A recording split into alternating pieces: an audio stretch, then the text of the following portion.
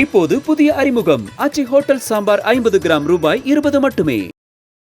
கனமழை காரணமாக பெரம்பலூர் மாவட்டம் குன்னம் அருகே கீழப்பெரம்பலூர் பகுதியிலிருந்து செந்துறை ஜெயங்கொண்டம் செல்லும் சாலையின் குறுக்கே உள்ள சின்னாற்று தரைப்பாலம் உடைந்து போக்குவரத்து துண்டிக்கப்பட்டுள்ளதால் வாகன ஓட்டிகள் சிரமமடைந்து வருகின்றனர்.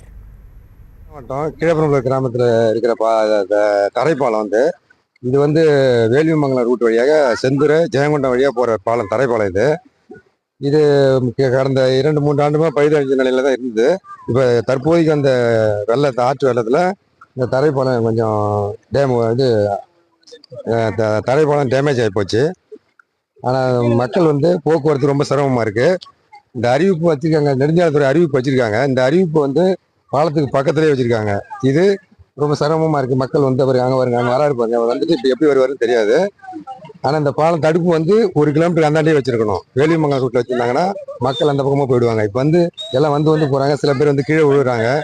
இதை கூடிய சீக்கிரம் அதுக்கு ஒரு மாற்றுப்பாதை உருவாக்கி தருமாறு கேட்டுக்கொள்கிறோம்.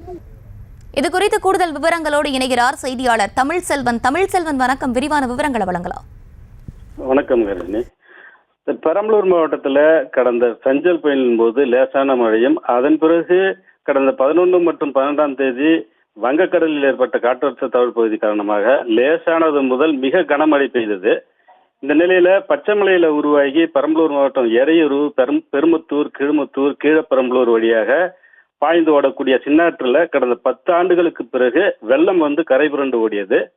இதன் காரணமா கீழப்பெரம்பலூர் உள்ள சின்னாற்று பகுதியில் தரைப்பாலம் ஒன்று அமைந்துள்ளது.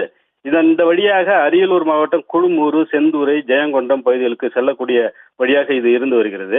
இந்த நிலையில நேற்று இரவு தரைப்பாலத்தின் நடுப்பகுதியில் பள்ளம் ஏற்பட்டு பழுதடைந்தது. இதனால இந்த பகுதியில் உள்ள விவசாய நிலங்களுக்கு செல்லக்கூடிய விவசாயிகள் ஆபத்தையும் உணராம அதுல நடந்தும் இருசக்கர வாகனத்திலும் சென்று வருகின்றனர். மேலும் தரைப்பாலத்தின் வழியில் பாதுகாப்பான தடுப்பு அமைக்காம நெடுஞ்சாலைத்துறையில் இருந்து வருவதாக இந்த பகுதி மக்கள் குற்றம் சாட்டுகின்றனர். மேலும் இந்த சின்னாற்று இந்த பகுதியில் மேம்பாலம் அமைப்பதற்கு சுமார் 9 கோடி ரூபாய் மதிப்பில் நிதி ஒதுக்கி மேம்பாலம் கட்டும் பணி தற்போது நடைபெற்று வருகிறது. அரசி விவரங்களுக்கு நன்றி தமிழ்செல்வன். இப்போது புதிய அறிமுகம் ஆச்சி ஹோட்டல் சாம்பார் 50 கிராம் ரூபாய் 20 மட்டுமே.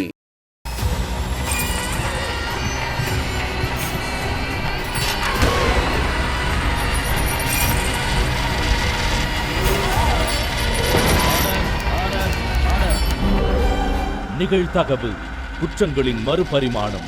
நாள்தோறும் இரவு 10 மணிக்கு இணைந்திருங்கள் நமது நியூஸ் தமிழ் தொலைக்காட்சியோடு.